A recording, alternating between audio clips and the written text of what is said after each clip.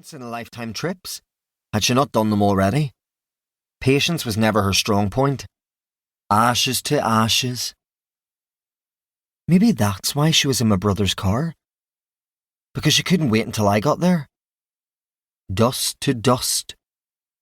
If I hadn't been stealing an hour's sleep, despite her being the one up all night with Ollie, she'd have asked me to take her out.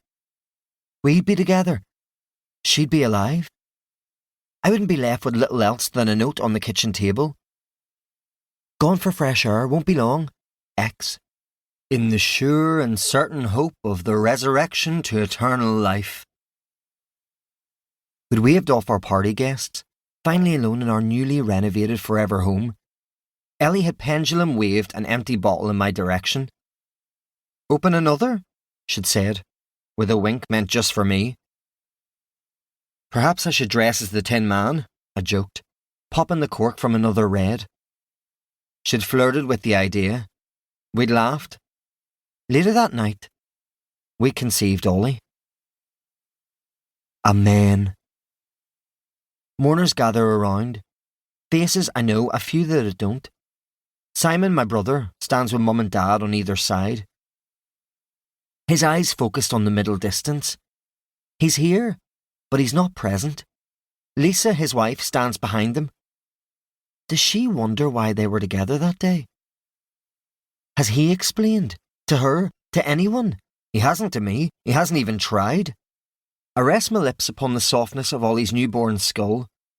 When he arrived, less than 2 weeks ago, he and Ellie shared the same smell. If I take a breath, it's almost like she's still here, beside me, holding my hand as we say goodbye. So, I don't take that breath. I can't. Why did I strap him to my chest when I can barely breathe as it is? All 8 pounds 6 ounces of perfection, snuffling like a truffle pig in his sling. Perhaps I shouldn't use him as a tiny human shield. I said I didn't blame Simon. That's what I told Mum and Dad. I said I knew it was an accident, that the investigation will prove that.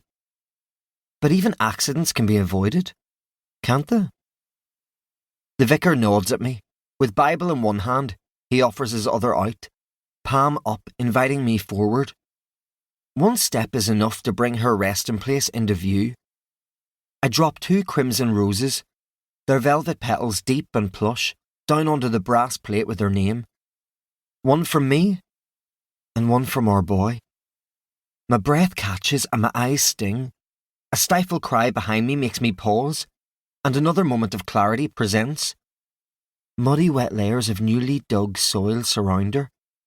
A smell we once loved. Gritty, earthy, evocative.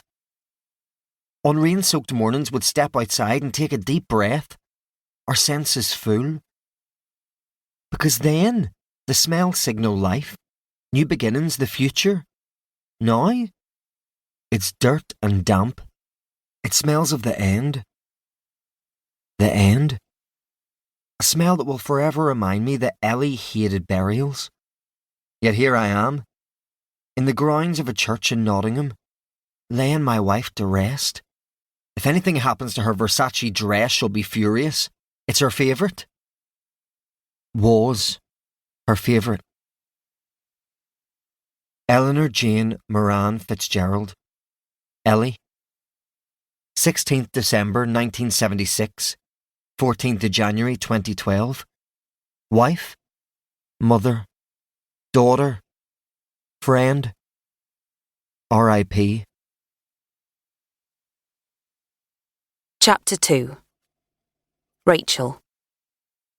Making the walk from Hangover to the local shop is hellish. Mo can't structure a sentence. The smell of stale ale repeats with my every breath, and it's freezing out here. Like properly freezing. We can't do this anymore. We're too old for it. We should probably have stayed at home.